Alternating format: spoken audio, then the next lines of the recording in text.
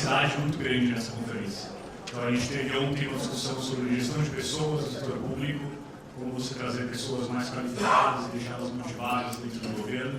Tivemos uma discussão nessa mesma sala, agora mais cedo, sobre renovação política, sobre atores que estão ingressando na carreira política e são faces novas e jovens em geral, apesar do momento que o Brasil está atravessando, ou talvez por causa do momento que o Brasil está atravessando. E a gente teve também, nessa sala aqui, também no último horário, uma discussão muito interessante sobre reforma política, para discutir o que foi feito já. A gente teve uma reforma muito importante em 2015 no país, e a primeira eleição que terá essas regras em vigor vai ser agora em outubro, então vai ser um grande teste aí para o nosso país. E esses temas tão recorrentes não se dão por uma simples vontade dos organizadores da conferência, mas são, na verdade, um retrato do que o país está discutindo, do que está em pauta no Brasil.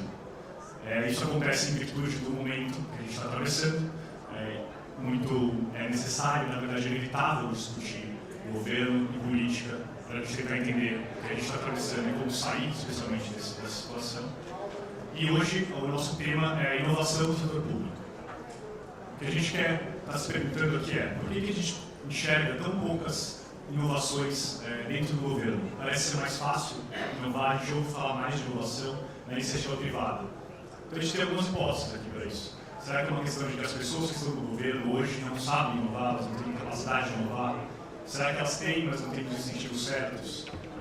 São várias opções que a gente precisa discutir. E uma terceira talvez tenha tendo inovação. Só que para algumas a gente não está vendo, para algumas elas nascem e morrem. São várias hipóteses que a gente precisa entender melhor.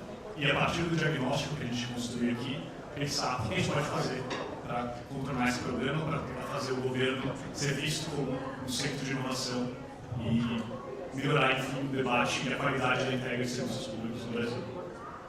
Para começar, eu gostaria de chamar ao palco o Guilherme Leal. Por favor, uma salva de palmas.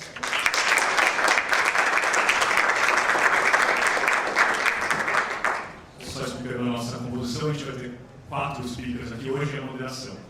O Guilherme é empreendedor socioambiental, cofundador e co-presidente da Natura, foi candidato à vice-presidência no Partido Verde em 2010, acompanhando a Marina Silva, presidente do Instituto Natura, focado na melhoria da educação pública no país, e cofundador da Rede de Ação Política pela Sustentabilidade, RAPS, que a gente vai ouvir, a respeito da qual a gente vai ouvir um pouco mais hoje.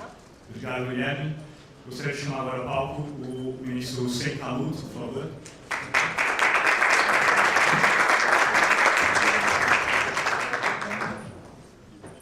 Hussein é cientista político, professor de Relações Internacionais, pesquisador da Universidade de Harvard.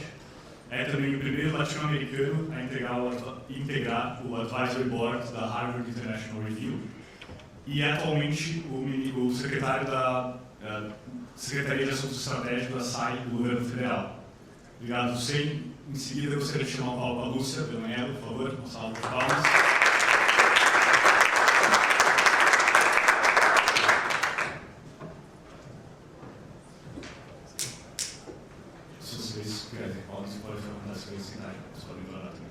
A Lúcia ela foi secretária de Desenvolvimento Econômico e Desenvolvimento Econômico Sustentável no estado de Santa Catarina, onde ela fez um trabalho muito importante e muito relacionado ao nosso tema aqui hoje, criando um cluster de inovação para a educação.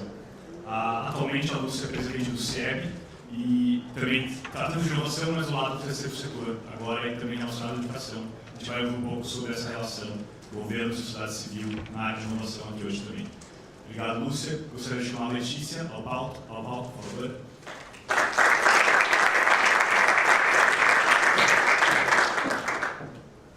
A Letícia trabalhou já no Goldman Sachs, na Endeavor, na Fundação Bloomberg e no CLP, Centro de Liderança Pública.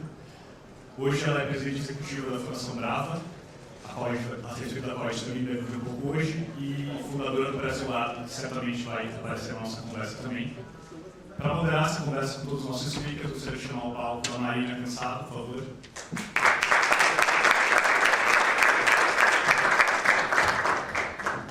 Marina é uma das fundadoras do Instituto Telos e também da consultoria Flow, que é focada em melhorar a eficiência dos serviços públicos. Também temos um exemplo aí de participação do terceiro setor conversando com os governos. Marina também é membro do Conselhão onde ela lidera a pauta de desburocratização e governo digital a nível federal e é atualmente CEO do programa Legado para a Juventude Brasileira. Gostaria de agradecer a presença de todos, gostaria também de agradecer à Fundação Brava, que ajudou a gente a montar esse painel, além de ser apoiadora da conferência, contribuiu para a gente ter uma composição bastante diversa, que vai trazer pontos de vista muito diferentes sobre esse tema que é muito multissetorial, multifacetado. E sem mais delongas, gostaria de passar a bola para a Marina explicar como é que vai funcionar hoje e bom debate a todos. Obrigado.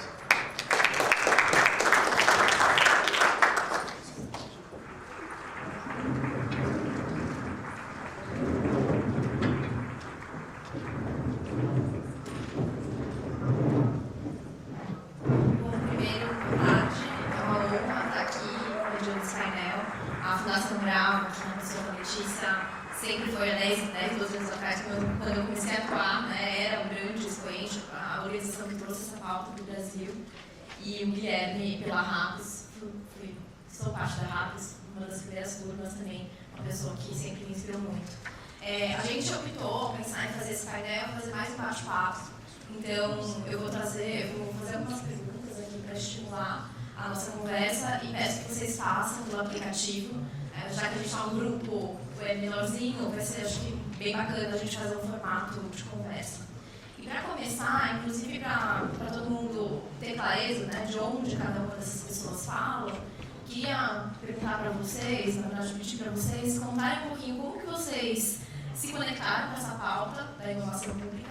E inovação pública é uma palavra complexa, né, porque cada um tem um imaginário, é uma palavra que cada um pode entender de uma forma. Enquanto a gente está falando desse painel, a gente está falando muito mais sobre o empreender as transformações públicas, né? Então, inovação nesse sentido mais amplo. Então, eu queria pedir para vocês contarem um pouco como que vocês chegaram nessa temática, nessa questão, a partir das trajetórias individuais, e junto com isso, quais os principais entraves que vocês ainda veem do Brasil para a gente avançar com essa pauta e também avanços. E aí, talvez, nesses avanços, contar um pouquinho das experiências e projetos concretos que vocês estão envolvidos. Bom? Quem começa?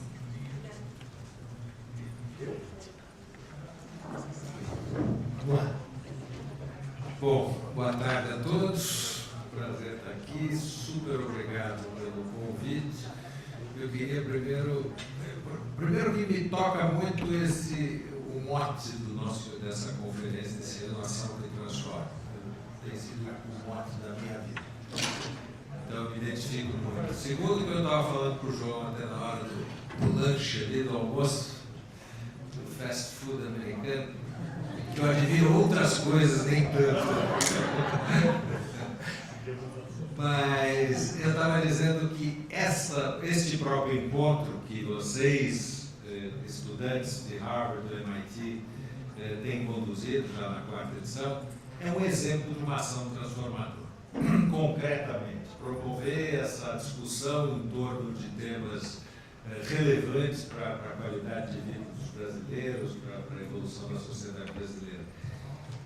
E de reacender, de alguma forma, a esperança de que é possível transformar, me parece uma ação da maior relevância, né? Vocês mesmos, estudantes brasileiros aqui, das mais diversas universidades, das mais diversas escolas, são parte central da transformação que a gente pode sonhar a respeito, né? E se eu estou aqui para alguma coisa hoje, para dizer, olha, volta, dá para mexer, dá para transformar. Façam seus cursos, ganhem suas experiências, se envolvam com os mais diversos temas, mas não deixem de se comprometer com esse laboratório tão importante que é o Brasil. Nós temos tantos problemas que não é por falta de problema que a gente vai deixar de exercitar nossa criatividade, nossa capacidade que vocês estão aqui desenvolvendo e acumulando. Bom, juntando com a minha trajetória, chegar na melhoria do serviço público brasileiro, na inovação, na criatividade. Como eu disse, a minha trajetória, eu comecei trabalhando, antes de começar a formatura, que todo mundo sabe que tem a ver, eu trabalhei numa ferrovia que era de propriedade do Estado. altamente ineficiente, complicada, um cabide de empregos, com um monte de coisa, todos os problemas que vocês conhecem muito mais de perto que eu, mas isso eu tinha 25 anos e trabalhei lá por 4 anos. E saí de lá com a conclusão de falar, eu acho que por dentro, não sei se eu vou conseguir mudar. Essa era a minha, isso foi de 1975 a 1979.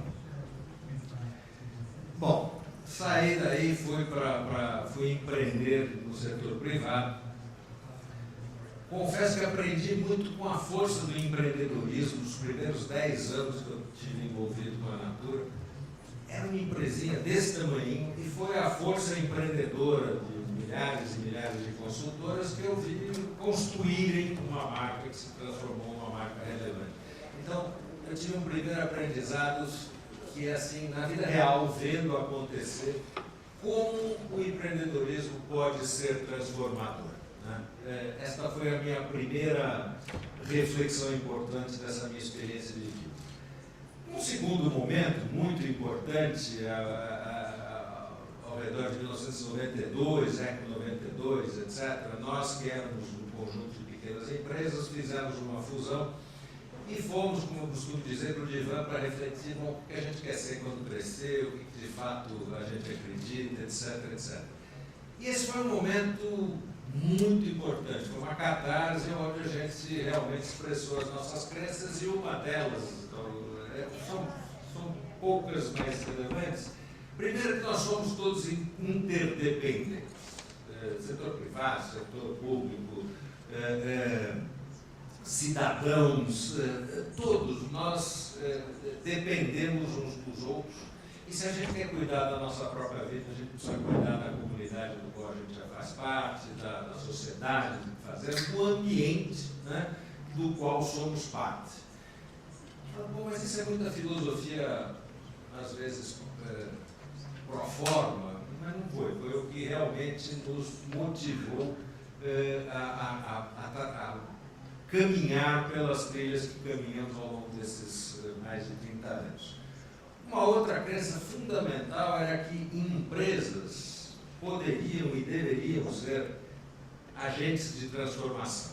Não só os acionistas, não só aqueles shareholders que depois de bem-sucedidos nos seus negócios acumulam patrimônios e resolvem retornar para a sociedade. Eu acho isso fantástico, respeito muito, mas a nossa visão é uma visão que não é unânime, eu vivo na diversidade, né?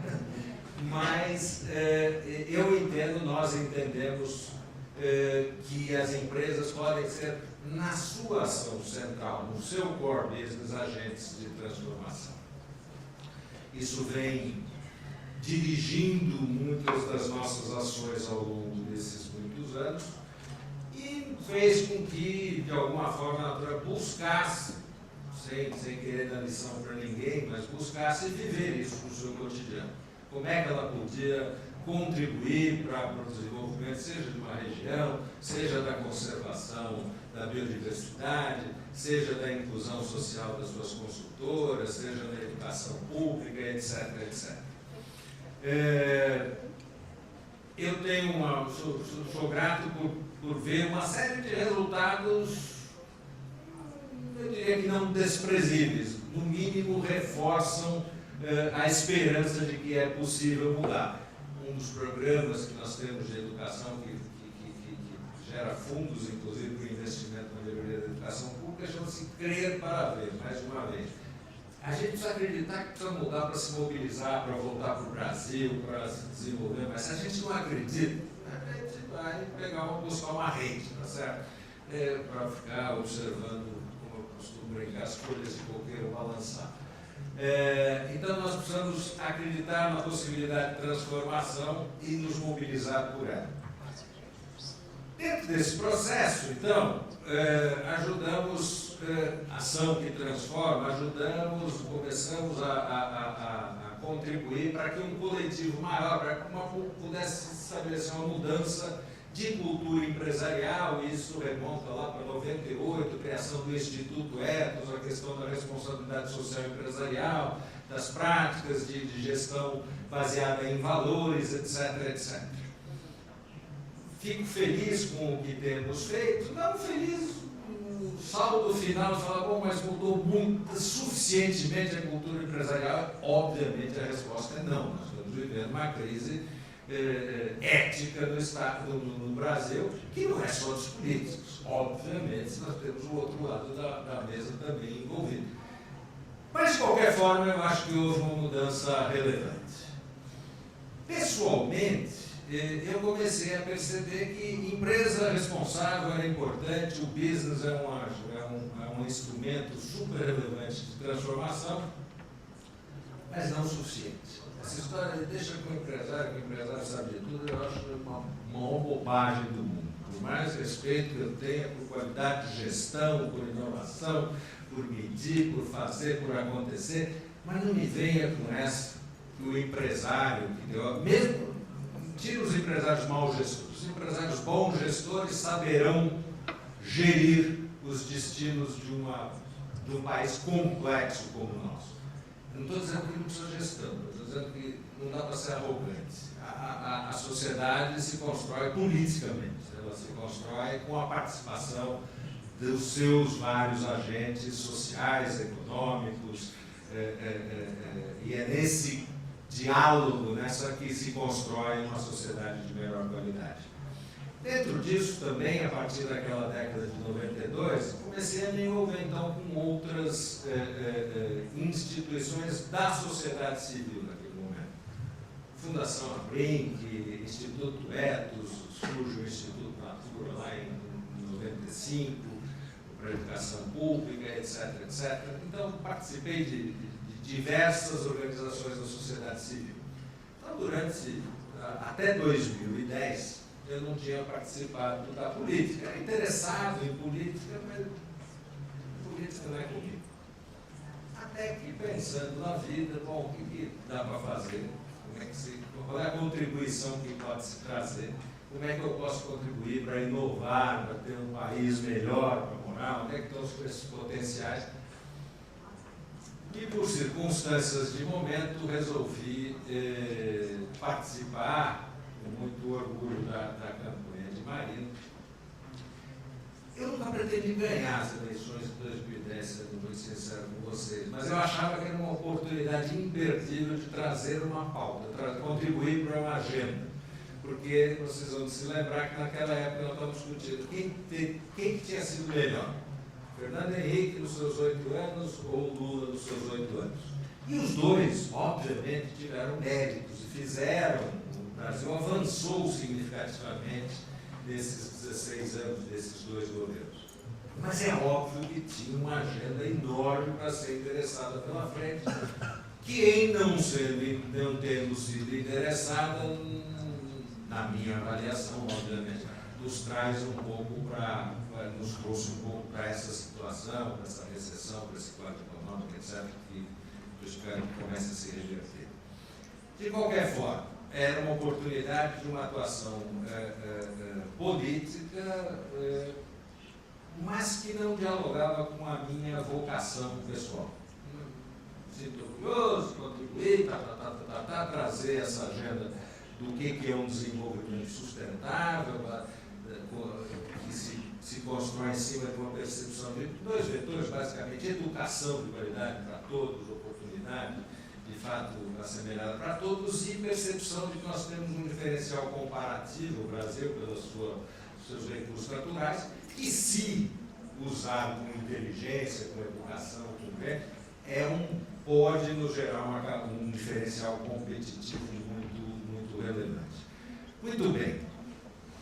E caminho para fechar.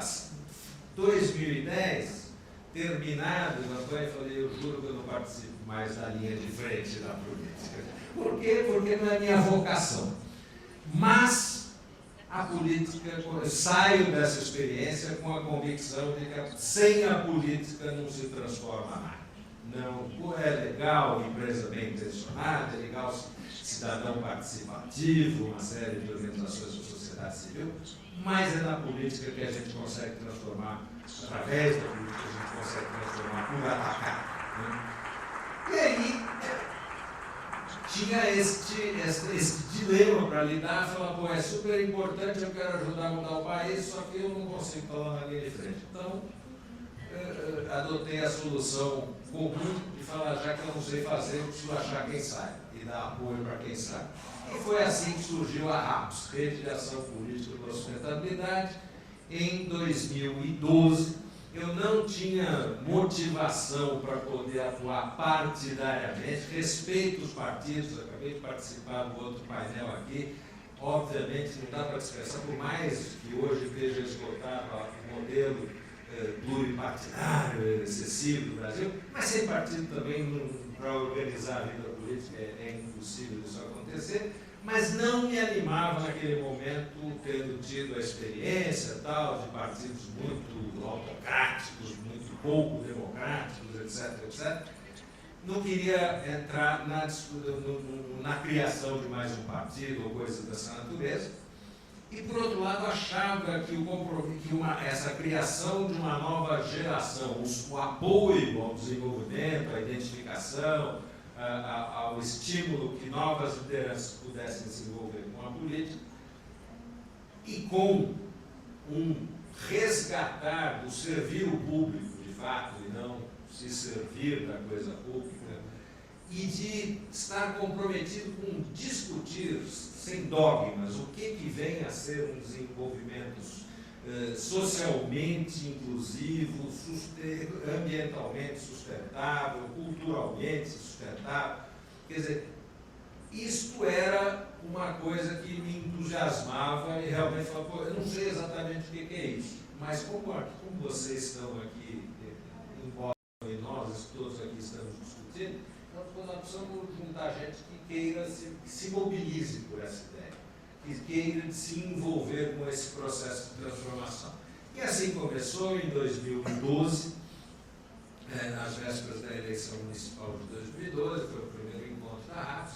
6 anos, tenho satisfação de ter lideranças como a Marina participando, hoje são quase 500 líderes que se envolvem, vários movimentos, estou vendo aqui o Zé Fred ali, que se desdobram, que nascem muitas vezes naquele ambiente, naquela, estou vendo lá, Marina Edu, e tantas outras lideranças, não apenas novos na política, mas alguns, eu já fecho já, alguns com experiência, mas com este compromisso, um compromisso ético e um compromisso de discutir o que vem a ser e de viver uma coisa, eu fecho, uma coisa chamada amizade cívica, porque nós achamos que o processo de formação de novas lideranças está muito a ver com a troca de experiências. O que nós estamos fazendo aqui é isso, entre vocês, entre nós, trocando experiências.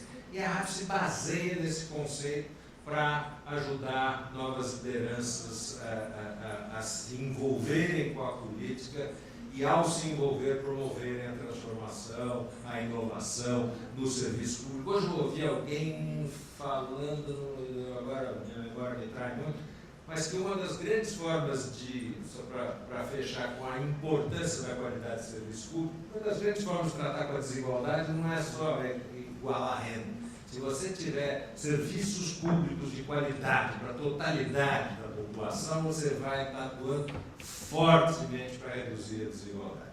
Ninguém está falando que nós almejamos uma sociedade igualitária toda, mas a oportunidade precisa ser mais justamente distribuída. E isso vai se dar através de uma ação pública, de um serviço público do governo, da oferta de educação, de justiça, de segurança, que a gente hoje, infelizmente, não tem.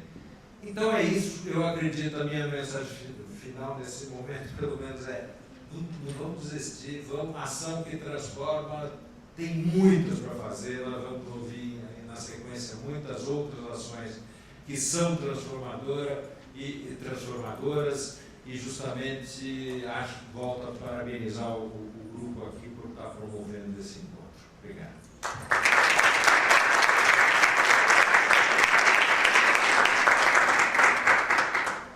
Legal, Hussein, acho que depois com o governo você possa trazer um pouco da sua trajetória também.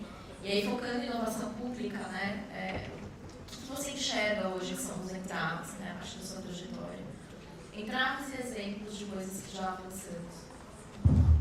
Primeiro, muito obrigado à Press Conference pelo convite, muito bom estar aqui novamente. Participei da fundação dessa conferência há 4 anos atrás e acho que ela acabou ganhando corpo, envergadura e se transformou num furo de debate com um campo neutro, produtivo e fundamental e muito importante para o Brasil. Parece que quando saímos do Brasil e viajamos alguns quilômetros para o norte, debatemos de forma um pouco mais racional, mais objetiva e mais qualificada a respeito dos nossos desafios. Bem, falando um pouco de inovação e gestão pública no governo, eu estou hoje à frente da Secretaria Especial de Assuntos Estratégicos, que tem por função e por fundamento planejar e pensar as linhas macroestratégicas do Brasil no médio e no longo prazo. Ela trata de temas transversais, ela não cuida de um tema específico, ela cuida desde matriz energética até segurança de fronteira, cuida de temas concernentes à nossa soberania nacional, cuida de temas concernentes à nossa segurança nacional, mas também cuida de temas inerentes à inovação, à tecnologia e por aí vai. Então é uma área multidisciplinar. E deixa eu contar um pouco de como é que eu vejo isso no âmbito do governo. Muitas vezes existe uma certa responsabilização de que o governo inova, o governo é burocrático, a máquina lenta. Mas também o governo é um reflexo disso na sociedade. Por vezes também no setor privado há pouca inovação. E há pouco interesse em inovar. E há pouco interesse, às vezes, em competir. Né? Esse é o nosso modelo. Todo o processo de transformação ele é cultural. Né? Ele depende muito a partir da semente cultural que você tem. Né? Então isso é fundamental. O governo é uma selva. Tá? E uma selva é uma selva extremamente heterogênea. Quando falar, não há inovação, depende aonde do governo. Depende em qual setor do governo. Eu dou um exemplo muito simples. Por exemplo, se eu pegar a equipe econômica do governo hoje, ela é composta pelas mentes mais revolucionárias em termos de inovação, de competitividade, de produtividade, de abertura de mercado. Tá? Se você vai 500 metros do outro lado da esplanada, vocês vão encontrar estruturas que elas não têm interesse na inovação e na mudança do status quo. Então a inovação é primeiro parte de você. Quão disposto você está a quebrar resistência, quão disposto está a mudar. Muito bem.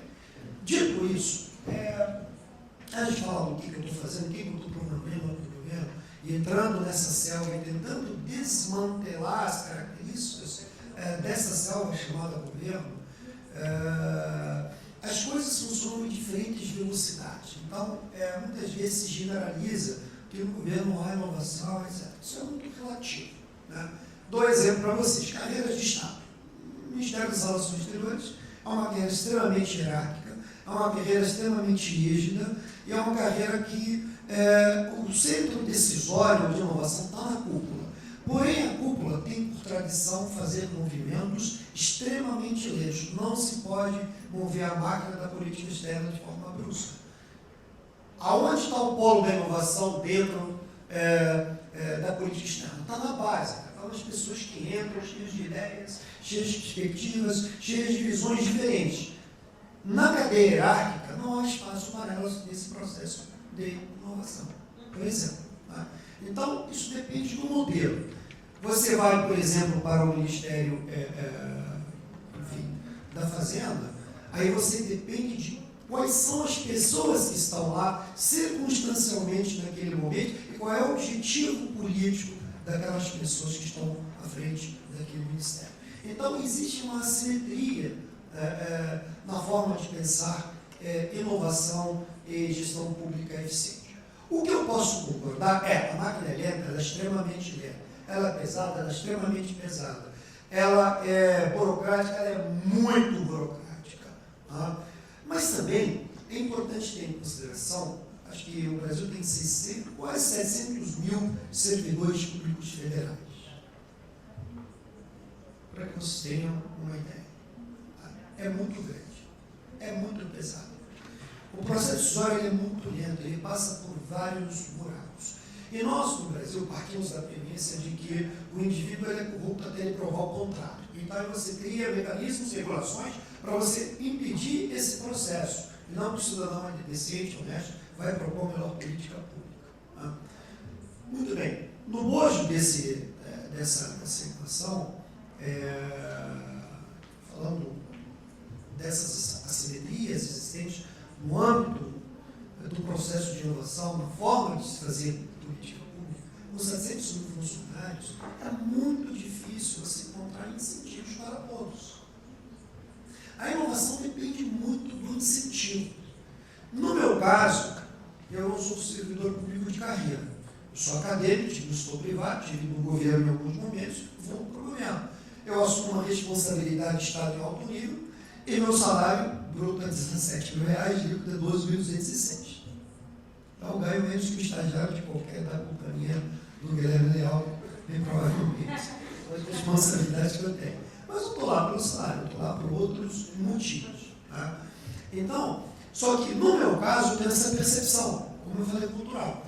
Você tem funcionários que entram e passam 30 anos naquilo ali, no serviço público. Qual é o incentivo dado a elas para elas inovarem também? Procurarem apresentar ideias transformadoras. Então, o espaço de manobra para esse processo de inovação no âmbito da máquina pública, ele é muito baixo. Ele é muito baixo. Ele é extremamente baixo. Você pode fazer recompensa. Aí existem 22 mil, se não me engano, cargos em comissão. Cargos de direção. Né? Aí desce 4, 5, 6 de cargo de natureza especial. Claro que à medida que você vai olhando para a pirâmide, isso vai afunilando. Muito bem. O incentivo máximo que você pode dar para alguém em cargo de direção, não no cargo todo, cargo de natureza especial, é cerca de 8, 9 mil reais bruto, com os descontos, o cara ganha 4 mil a mais. Quer dizer, ele entende aquilo como um certo incentivo, mas aquilo é temporário. Depois, aquele cargo, ele não incorpora aquele ganho econômico ao seu salário. Ele vai ocupar temporariamente aquele cargo e depois ele sai. Então, de forma geral, não há incentivo no âmbito da máquina pública para grandes inovações. As inovações vêm de forma pontual, circunstancial e depende das pessoas que estão na máquina pública. Em algumas carreiras isso é estimulado no âmbito do governo, em outras isso não é estimulado no âmbito do governo. Bem, mas também eu falei no início sobre o setor privado. Então, muitas vezes também, parte do setor privado brasileiro, do setor industrial, não tem interesse na inovação em políticas públicas. Não tem. E aí eu entro nesse segundo aspecto. Quando eu cheguei na SAI, eu sabia que tinha 2 anos e tinha que propor algo em 2 anos e precisava impactar os próximos 4 anos para que ao menos tenhamos claramente de onde vamos partir para onde vamos chegar. Definimos 3 agendas claras. O Brasil precisa de um novo modelo de inserção internacional. Operamos com o modelo antiguado, temos outra envergadura, temos outra latitude, tá? E precisamos instrumentalizar melhor as nossas potencialidades. Então, esse é um eixo fundamental. Segundo, a abertura econômica. É fundamental o Brasil efetuar uma abertura econômica. Pode falar de abertura econômica para o desenvolvimento, as pessoas acham que esse cara não abrir a economia, vai quebrar o setor produtivo, não é bem assim. Né? Existem, os estudos são feitos, são realizados, a gente dialoga muito no âmbito do governo sobre qual é o modelo de abertura, como é que isso pode ser feito. Ele tem que ser setorial, ele tem que ser escalonado. Existem setores que estão preparados. Existe outro que você precisa fazer algo setorial e escalonado. Isso é claro no âmbito do governo. Isso é muito objeto de diversas reflexões e de diálogo, inclusive com o setor privado, com a academia, com empresários. Bom, então esse segundo pilar, ele a abertura econômica. Por que essa abertura econômica? Ela é fundamental para o Brasil. Alguns grupos políticos, grupos que sustentam, se abrir vai quebrar. Bom, diziam exatamente a mesma coisa quando o presidente Collor assumiu o Brasil e ele efetuou a abertura econômica, em 1990. Eu olho para trás. O Brasil hoje é melhor ou pior do que em 1990? A nossa economia se desenvolveu ou não se desenvolveu? Então, vocês precisam fazer essas reflexões, que são muito importantes. Bem, esse segundo aspecto, a gente entende que a abertura econômica, somente a abertura vai estimular a produtividade e permitir o salto tecnológico. Sem isso, não vai ser possível. Isso é provado empiricamente. Fizemos um estudo com diversas instituições, 558 micro-regiões no Brasil. Se a gente faz a abertura por prazo de 5 anos, ela tem que ser feita. Pode definir 5, 10, mas ela tem que ser feita. Em 5 anos, 80% das 58 micro-regiões do Estado brasileiro, elas terão um crescimento da renda média de algo entre 10% e 20%. Você tem 20% dessas 558 micro-regiões que terão um declínio. Só que esse declínio é por 5 anos depois arremete-se. E em prazo de 10 anos, esse crescimento seria muito forte. Então o Brasil estaria dando um salto significativo. Então, competitividade, produtividade e salto econômico são fundamentais no marco desse processo. O Brasil, muitas vezes, não é produtor nato de tecnologia. E nós perguntamos de tecnologia que sequer produzimos. Como se quer se desenvolver? Então, uma das propostas que a gente faz, dentro do marco da abertura econômica, e aí que está a inovação no processo de gestão, você não precisa inventar, você não precisa criar nada. Você precisa, de forma estratégica, focada, coordenada, identificar onde estão os gargalos, listar os gargalos, definir a prioridade e como ir eliminando essas barreiras. Ao eliminar essas barreiras, por si só, você consegue promover parte importante desse processo de abertura, estimulando a produtividade, a competitividade e o salto tecnológico. Então, isso é fundamental. Bom, e aí, quando volta ao setor privado, muitas vezes dessas reformas que a gente está propondo desagradam muita gente. Não querem que se faça e se renove no setor público no que tange ao que estou dizendo. Por quê? O setor industrial brasileiro se acostumou a não ter que competir. Recebe subsídio do Estado e tem um monopólio do mercado. Por que você precisa competir? Você tem tudo. Você não precisa competir. Você é subsidiado pelo Estado.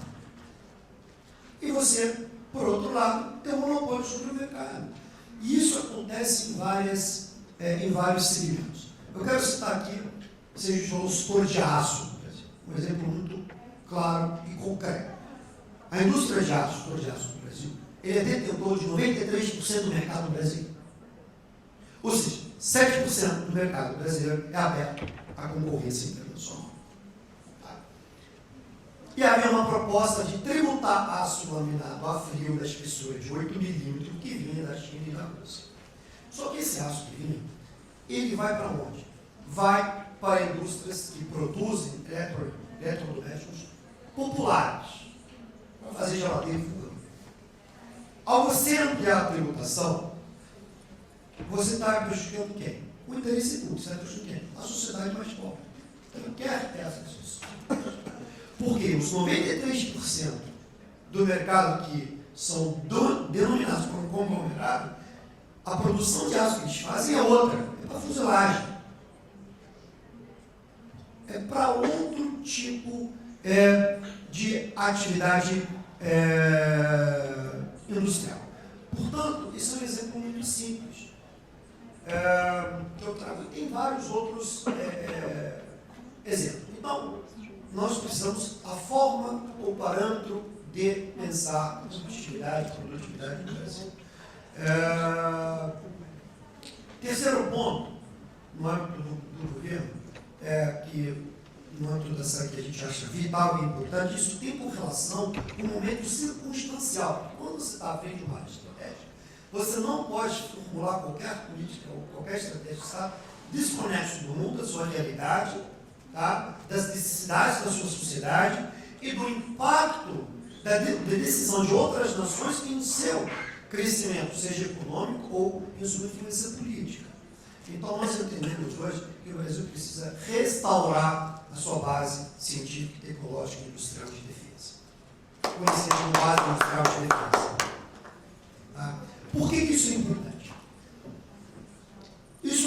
aglutina vários elementos. Quando fala de defesa, as pessoas pensam soldado, arma. Não é isso. Base industrial de defesa é a alta tecnologia. É como este país funciona, os Estados Unidos, que move isso aqui, chama-se base industrial de defesa. Base científica, tecnológica, industrial de defesa. É isso que move este país. Vão para a DARPA, ver o que a DARPA em Washington faz, e vão ver os projetos contemplados. Então, isso é fundamental. Isso que permite que esse país desse o salto tecnológico e, consequentemente, o seu progresso econômico. Tá? Não estou falando por falar, estou falando com estudos fundamentados. Como acadêmico, eu não falo o que eu acho, eu falo o que eu leio e discuto e aprendo com contraditório. Tá? A base industrial de defesa, ela aglutina o quê? Ciência e tecnologia de ponta, que serve para efeito civil e efeito militar. Crescimento econômico, emprego, infraestrutura e um componente fundamental do seu poder de dissuasão e política externa. Então, no único projeto você consegue aglutinar diversos elementos que podem te dar uma latitude de modificar o curso de vários eixos do seu país. Tá? E aí, nesse campo, sei lá, tem a base de lançamento de Alcântara, tem o programa ProSul, o programa submarino, tem o CISPROM, que é o Sistema Integrado de Fronteira, que tem a ver direto com o impacto da segurança pública no Rio e em todo o traçado fronteiriço brasileiro, entre outros elementos. Tá? É claro que a minha área é uma área extremamente sensível. O acesso à informação que eu tenho no âmbito do Estado são muito densas, muito complexas. Não dá para chegar e falar de tudo, revelar tudo, abrir tudo, dizer de tudo. Mas são apenas algumas pinceladas. O serviço público brasileiro, ou a inovação, ou a modernização da máquina pública, também ela é um reflexo das necessidades do privado, de alguma forma, né? Em algumas lacunas. Então, acho que as pessoas gostam de ler o Brasil de forma muito imediata. Eu disse isso no jantar de ontem. Ou a partir de uma perspectiva muito curta. Eu acho que o Estado do Brasil tem a sua própria dinâmica de se desenvolver. E ele se desenvolve, apesar de todas as dificuldades, que nós temos, o Brasil se desenvolve, ainda que lentamente, em alguns eixos, mas ele avança de forma paulatina e consistentes, de forma consolidada no âmbito de suas instituições para uma outra fase. O Brasil de 20 anos atrás não é o Brasil de hoje, o Brasil dos próximos 20 anos será diferente do Brasil de hoje. Daria para falar muito mais, mas vou ficar por aqui. Muito obrigado.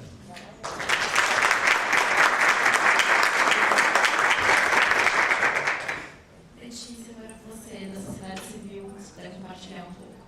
Claro. Antes de mais nada, queria dar boa tarde a todos, agradecer a Brasil Conference pelo convite e na figura do João, agradecer aí por todo o apoio na elaboração desse painel, que, na minha visão, é um dos temas mais importantes que a gente precisa discutir hoje, a inovação no setor público, e acho que o painel que a gente montou é um painel extremamente rico, porque a gente tem, desde a leitura do que é inovar em gestão de pessoas, Então, o Guilherme, com a experiência na RAPS, que foi o precursor dessa pauta, então, mostrando, e como o Racine comentou, o foco no indivíduo, quer dizer, são as pessoas que transformam as realidades e o quanto é importante a gente oxigenar ideias, debater e fortalecer lideranças, até práticas e cases já concretos do Brasil que dá certo.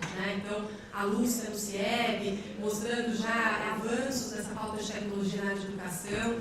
Então, acho que a gente montou um painel bem interessante e, na minha visão, essa pauta de inovação no setor público é uma pauta extremamente importante, porque a inovação, e essa, na minha visão, essa disrupção no governo, ela vai acontecer mais cedo ou mais tarde.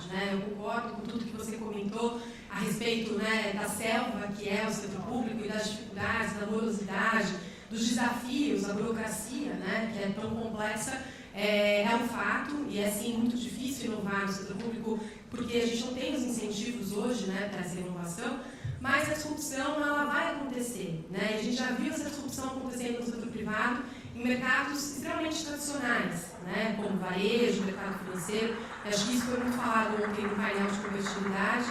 E essa disrupção vai acontecer no governo por dois motivos, na minha visão. Primeiro, porque a população ela demanda por políticas públicas, né, por prestação de serviços, como até o próprio João comentou inicialmente, né, de maior qualidade, quer dizer, a população demanda por isso, e é uma pressão cada vez, né, mais significativa nas ruas, nas redes sociais, etc. Todo mundo hoje faz a conta de quanto imposto você paga versus o retorno que você tem, então esse é um fato. E, por outro lado, os gestores públicos também se veem estrangulados, né? Então, no programa que a gente tem, tanto na Fundação Bravo quanto no Brasil Live, a gente foca muito em municípios, e o que a gente vê são prefeitos cada vez mais estrangulados, com as mãos atadas, né, sem a condição de investir e executar programas de qualidade, porque tem um desafio nas suas contas municipais, né? A maioria dos municípios, né, hoje está enfrentando um desafio, um déficit fiscal muito grande, e tem um desafio também de articulação e de pensar em novas ideias e novas propostas para as áreas mais estratégicas, saúde, educação, segurança, entre outras. Então, a minha leitura é que, apesar de ser muito difícil, e é sim, né, é muito difícil inovar no setor público, isso vai acontecer mais cedo ou mais tarde, essa disrupção vai acontecer, e eu acho que o Brasil tem uma oportunidade incrível nas mãos para ser protagonista dessa discussão, né? Em vez de ser espectador, ser protagonista. Eu acho que o Brasil tem hoje, enfrenta, né, problemas do século XVIII, eu costumo brincar, a gente tem desafios, né, com saneamento, entre outros, do século XVIII, que a gente não conseguiu resolver, e a gente tem que se adequar aos desafios do século XXI. Quando a gente está falando das profissões do futuro, da educação do futuro, etc., a gente tem que estar antenado nessa agenda, nessa pauta, e se posicionando e pensando também nessas questões, né? Então a gente tem esses dois desafios, a gente tem que trabalhar com o nosso passivo e, ao mesmo tempo, olhar para frente e tentar posicionar o Brasil numa agenda estratégica, para que a gente consiga ser protagonista dessa nova onda do Brasil que, de fato, a gente quer construir, né?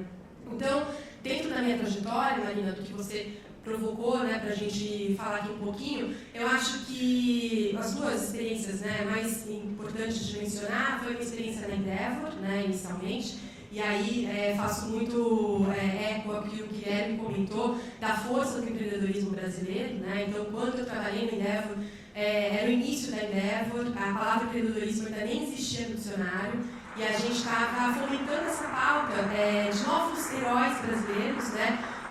Novas naturas brasileiras, para que o Brasil, de fato, fosse mais competitivo e a gente conseguisse ter avanços significativos, né, dentro dessa pauta. Então, ali foi muito importante para mim, para eu conhecer histórias incríveis de empreendedores que, apesar de todo o cenário que está aí colocado, de todas as dificuldades que é empreender no Brasil, né, a gente ouviu ontem isso também no painel de competitividade, quer dizer, quem empreende no Brasil consegue, muitas vezes, empreender em outros países, porque o Brasil é um playground, né, para os empreendedores, tem uma série de problemas, uma série de desafios. Então, é muito complexo empreender aqui, e esses empreendedores são, de fato, verdadeiros heróis, né?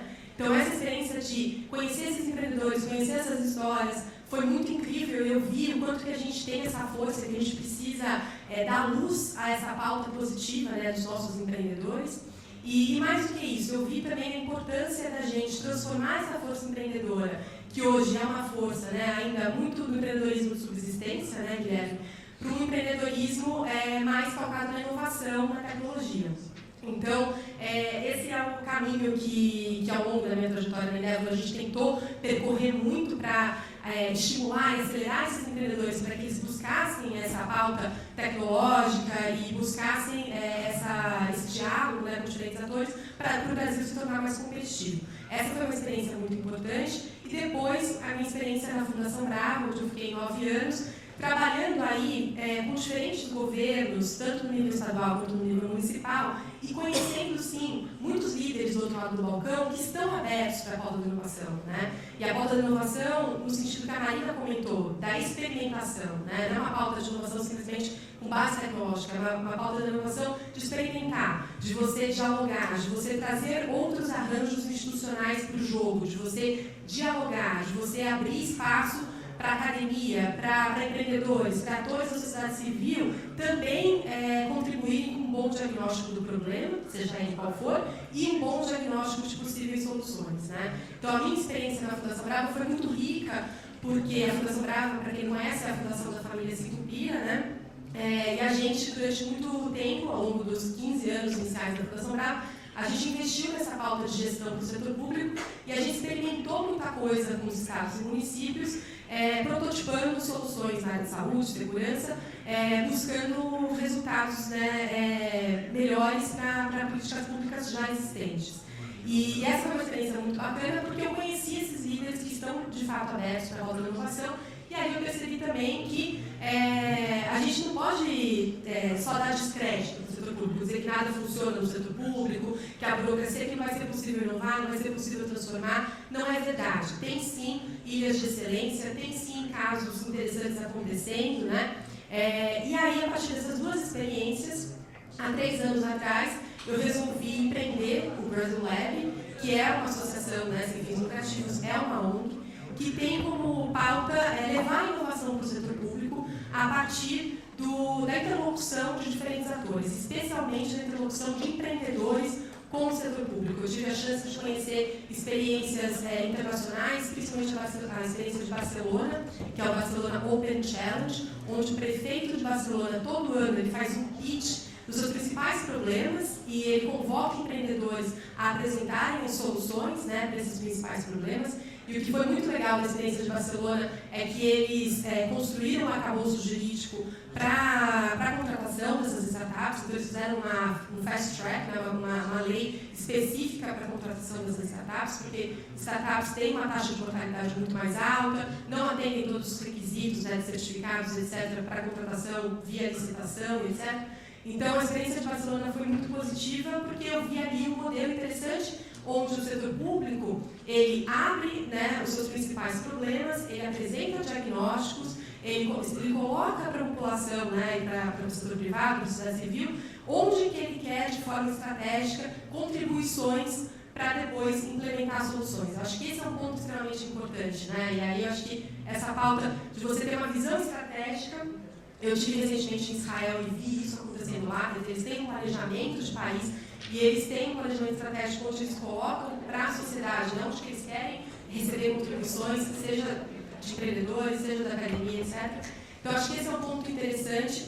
E a gente fomentou no Brasil Lab essa perspectiva de unir empreendedores que já estavam vendendo soluções para o setor privado, mas que tinham também interesse em contribuir com o setor público. O setor público é um supermercado, né? 38% do PIB. Muitos empreendedores querem trabalhar para o governo, até porque querem também gerar impacto. E para você impactar, você tem que trabalhar em parceria com o poder público também. Então, quando a gente fomentou, quando a gente criou o Brasil Lab, a ideia era estimular empreendedores para que eles pensassem em modelos B2G, Business to Government, né? E num primeiro momento, quando a gente lançou o programa, o frio na barriga foi grande, porque a gente não tinha certeza de quantas startups estariam interessadas, né, em empreender junto ao setor público, até especialmente por conta do momento do Brasil. Isso foi há 2 anos atrás, a Lava Jato, né, ainda, enfim, estava em plena operação. Então, o setor privado, muito mal visto, né, dessa relação do setor privado e do setor público. Então, era uma pauta complexa de se colocar, mas aí, de novo, acho que a gente tem que, quando você tem a força da transformação, né, a gente tem que tentar. E a gente colocou o programa Bloco na Rua e, para nossa surpresa, mais de 1.300 empreendedores aplicaram para o programa e a gente conseguiu ter um programa de aceleração bem específico para ajudar esses empreendedores a entenderem os bastidores do setor público, né, a cozinha do setor público.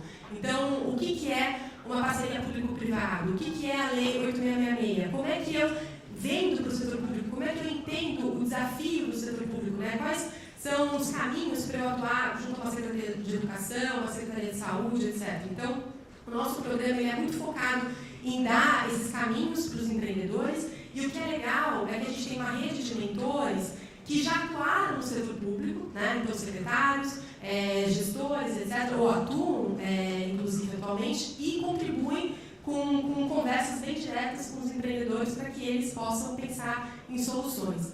Então, eu acho que, assim, inovar no setor público, sim, é muito difícil, é muito complexo, mas essa é uma pauta que é uma agenda que, na minha visão, mais cedo ou mais tarde, essa disrupção no governo ela vai acontecer, né? Então, a gente pode surfar uma onda muito positiva e o Brasil avançar casas importantes, né? Se a gente, de fato, criar uma agenda e for muito estratégico nesse sentido.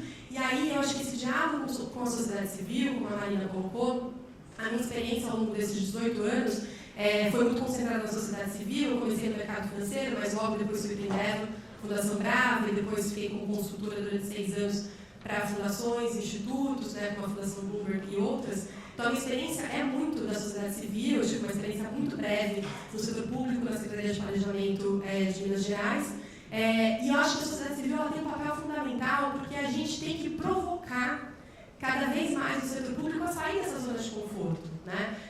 Eu acho que sim, o setor privado carece de uma concorrência. A nossa concorrência ela ainda não é uma concorrência como a gente vê em outros países, mas o setor público não tem concorrência nenhuma, se você for ver, né? E é isso que eu acho que é um desafio para você fomentar a pauta de inovação e fomentar a inovação do setor público. Então, na minha visão, eu acho que a sociedade civil, essas organizações, essas ONGs, elas têm um papel fundamental porque elas causam, né, pressão, elas geram esse incômodo de alguma forma, né, de um setor público, mas mais do que isso, eu acho que elas têm que cada vez mais trabalharem, né, de forma conjunta, e acho que elas têm que ajudar o governo na implementação. Então não é só cobrar, é cobrar, mas depois também ajudar na implementação dessas novas propostas, dessas novas possibilidades, dessas experimentações, né, e dar esse apoio também para essas experimentações acontecerem, né? Então, na minha leitura, eu acho que quando a gente fala de inovação, a gente está falando desses novos arranjos, eu acho que isso já está acontecendo de alguma forma no Brasil, em escala menor. Eu acho que a gente teria que, hoje, realmente fazer essa agenda, como o Guilherme comentou, para a gente conseguir ir para uma escala maior, né? Mas já está acontecendo, tem game cases, que depois eu posso contribuir aqui para a gente entrar um pouco nessa parte dos cases, mas já tem coisas muito legais acontecendo no Brasil. E eu acho que a gente pode, sim, fazer muito mais e avançar nessa pauta se a gente conseguir esse diálogo que a gente está tendo aqui hoje, né? Entre o setor público, organizações do terceiro setor e esse debate que a gente está promovendo aqui na Brasil Conference.